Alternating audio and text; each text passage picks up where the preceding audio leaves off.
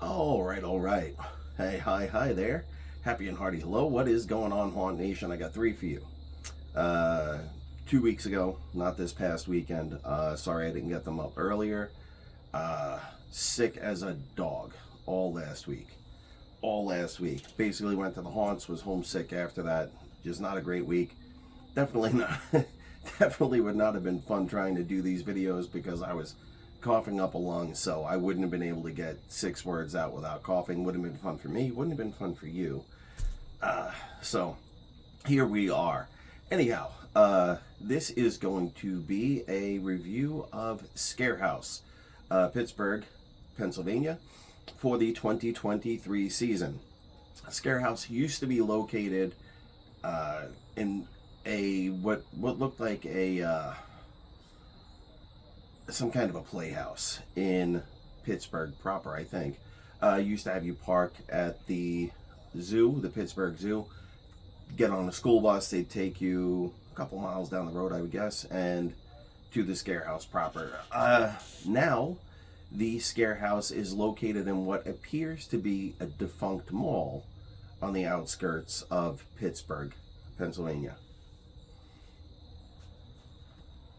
No, they don't use the whole mall, but it does not appear that anything else in the mall is open, which is why I'm calling it a defunct mall. How long will they be there?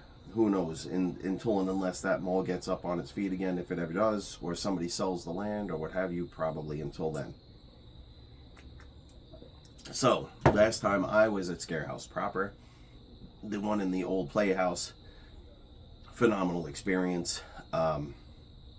Just everything was great. My last experience with Scarehouse themselves was at their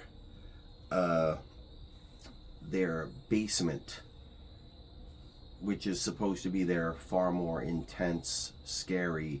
So they did a basement on a Valentine's Day. Actually, it was probably 2020 because it was right before everything locked down on COVID. Really not intense, really not scary. I'm pretty sure I did a review for it, may or may not have, but yeah, it was a big letdown. I did the basement at the Scarehouse proper one year. I think it was the only year it was definitely, was it the first year? I don't know, I'm rambling, but anyway, did the basement there. That was great. That was intense, scary. It was everything that you would really want. A much more interactive personal haunt experience, 1 or 2 people max. I mean, they were hooding you, just a great experience. Not so much the one I did in 2020. But we're not discussing that today. We are discussing the Scarehouse haunt for the season. As you can see, we are tea-free today, unfortunately. He could not make that weekend, is what it is. So, still getting the reviews out to you. Even though haunt season is almost over, we only have 1 to 2 weekends left.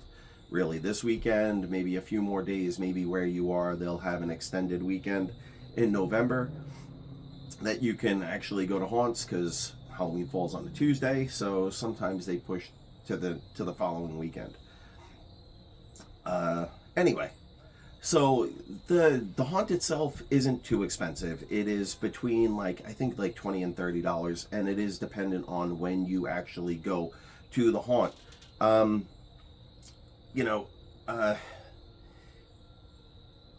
think it's kind of weird to have that kind of sliding scale.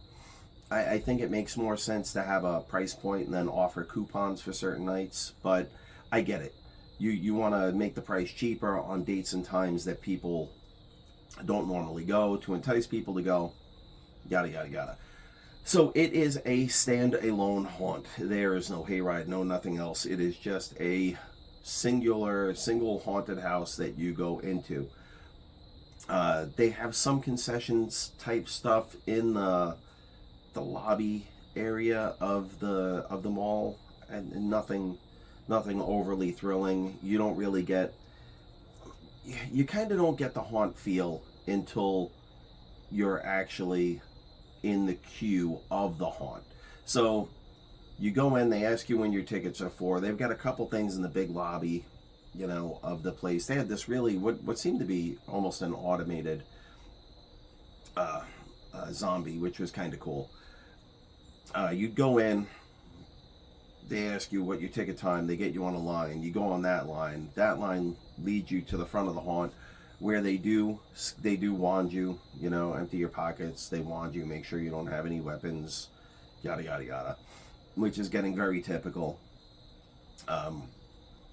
And then you go into the actual queue for the haunt, which was really nice, really well decorated. I put a short video up on Instagram for that, and it was, you know, it was exciting. I was getting excited for the haunt, which is a good thing, right? We want to be excited for the haunt. Parking, by the way, is free. It's a mall parking lot. Park wherever you like. Nobody's charging you any money, which is great. So they didn't really have an outward theme that was noticeable from the outside, but the general gist theme was like zombies again, which is, it is what it is. It's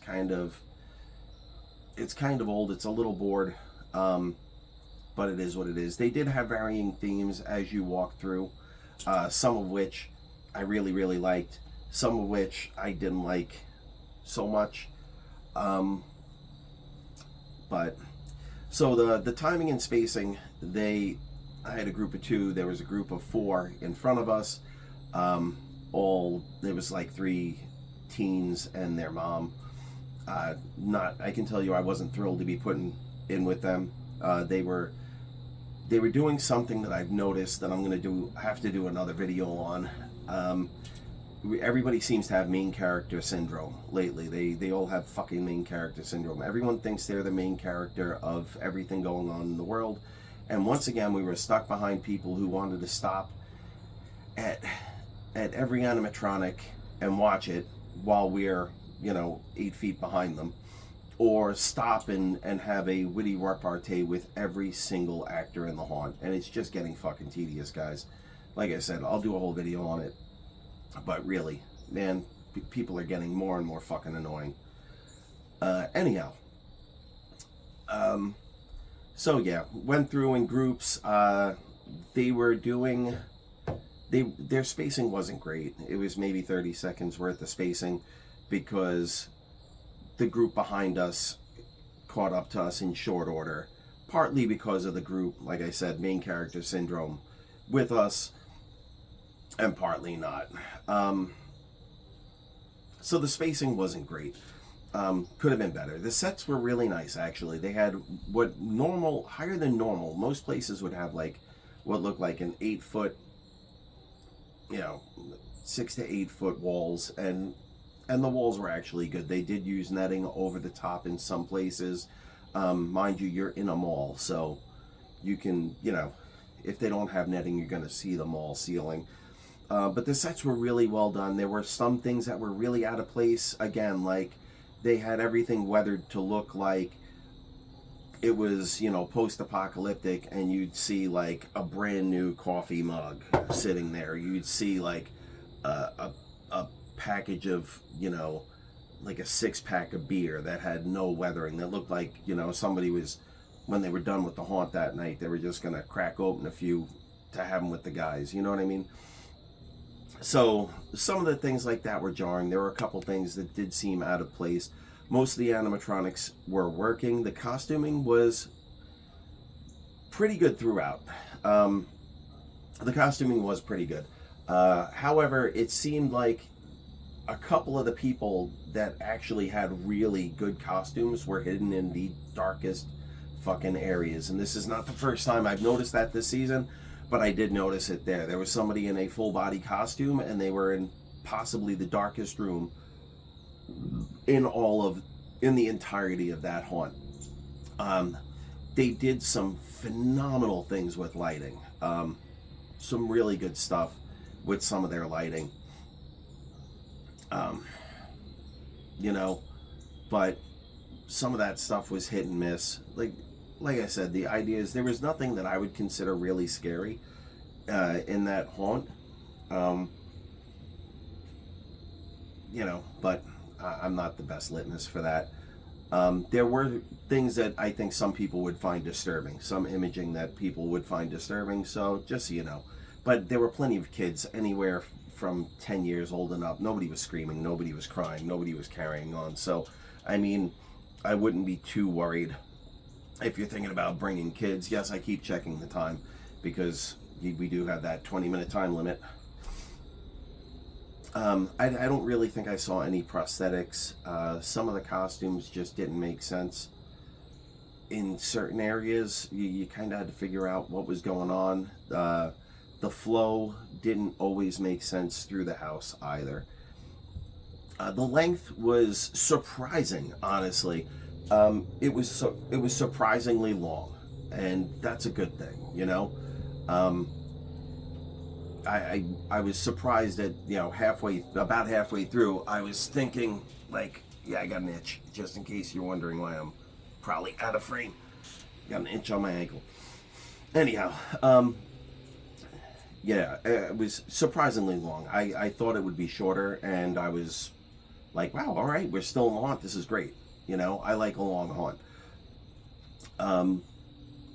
Were there add-on activities? I don't recall any. There might have been, but nothing I can recall. At the end of the haunt, it dumps you right out into the gift shop, you know, exit through the gift shop, where they had, you know, t-shirts, sweatshirts. They had all sorts of merch in there. A couple other pictures that I took were from the gift shop area. So there are some photo opportunities in there. Not to forget stuff, but at the beginning, they did have a couple of people creeping the line. So there were a couple of line creepers. Again, in a brightly lit, very white mall. Is it effective? Is there a point? I don't think so. I think in the waiting area, in the vestibule, it makes more of an impact, and there was someone back there. You know, but being in that mall, starting in that mall, you know, it really is, I think, the wrong type of environment to have. To have, like, I don't know. I mean, they're there. You could take a picture with them maybe, but there's nothing really that I could see being scary about a line creeper in a brightly lit mall. Let me put it that way. Yeah. Bathrooms are in the mall, so bathrooms are, you know, plentiful and clean. What did I like? I liked the length of it. I really did. I liked the length of it. It was plenty long. What didn't I like? And the sets were beautiful. So again, they weren't quite up to what it used to be when it was at the Playhouse, but they were really well done sets. What didn't I like? I didn't like the spacing. I think the mall is a bad location. I understand you don't always have a choice over your location. That's kind of the same deal with Bennett's Curse, but at least Bennett's doesn't bring you in the front doors of the mall. Bennett's is kind of like around the back. So you're not really in the mall. You know, Bennett's, you go through a door and then you're in their queue waiting inside. Better or worse? I think that's better. Personally. What would I change? I would, honestly, I would change back to the old venue. I don't think that's going to be a possibility for them, because otherwise they never would have left, right? So I would change back to the old venue if it were up to me, but, you know, it's not. I would probably put more emphasis on the flow of the haunt itself. Themes and ideas and the flow of the haunt. The zombie thing is getting old. I really loved it. This one's really hard for me because it's not a bad haunt by any means. Not by any means. It's a good haunt. It's just one single thing and you're out. The old place was a bigger venue and they had multiple things. Like, I remember one year, and it looked like they had, I'd swear they had funding from the movie industry, because they'd have the Legendaries picture logo up and they'd theme stuff around different movie themes. Like they'd have a trick-or-treat theme. One year they had a trick-or-treat theme where it was black and white. But then after that, you would have, say, Krampus, the movie Krampus, not, you know, the Norway Krampus, like based on the movie. And the sets were really, really close to like movie quality sets in the old venue, you know. And then they would always have a kind of Pittsburgh Zombies thing in there. But you had 3 or 4 completely separate areas, and it was just such a cool experience. It was so much bigger, so much better than what it is now, which is, you know, it's kind of disappointing, unfortunately. Is it a bad haunt? Not by any means is it a bad haunt. You know? Is it what it used to be? No. If you haven't been if you've been to the old Scarehouse and you are going to go to this Scarehouse, don't expect the old Scarehouse. It's not going to stack up. It doesn't add up, unfortunately, you know? But with all that said, I'm going to give Scarehouse Pittsburgh for the 2023 season a 7 out of 10. Again, not a bad score. You know, 5 is average, 7 is above average, but it really wasn't what I was hoping it would be based on my past experiences with their haunt, not other people's haunts. So anyway, that's it for the Scarehouse 2023 season, if I can get my tongue under control. And I will be shooting 2 more of these lovely videos so I can get them out to you before this weekend, so that you can make, hopefully, a better, more informed decision about which places to spend your money at. Value for money before I go. It's a pretty decent value for the money. I mean, it's a singular house, but we're staying in the, you know, in the $20 to $30 range. So it's decent. And yes, I did think about that when I gave them my rating, because if it was a lot shorter, or if it were a lot more expensive, they would have gotten a lower rating. If it was longer, or if it was a lot cheaper, you know, if it was consistently $20, they probably would have gotten another half point. Anyway, that's it. And till the next one, see ya.